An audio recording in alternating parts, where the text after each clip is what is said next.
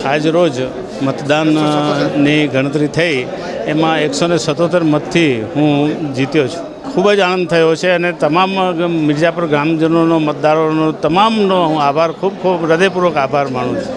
મિર્જાપુરની જે ખૂટતી કડીઓ છે એમાં મેં અગાઉ કહ્યું એ પ્રમાણે કે સમસ્યાઓ ખૂબ જ છે, તો રોડ, રસ્તાઓ, લાઇટ, ગટર અને જીવન જરૂરિયાતની વસ્તુઓ તમામ અમે પૂર્ણ કરીશું। લોકોએ મને જે સરપંચ તરીકે ચૂંટ્યો છે તે લોકોના જે કંઈ પ્રશ્નો હશે એ પ્રશ્નો હલ કરવાનો પૂરેપૂરો પ્રયત્ન કરીશ।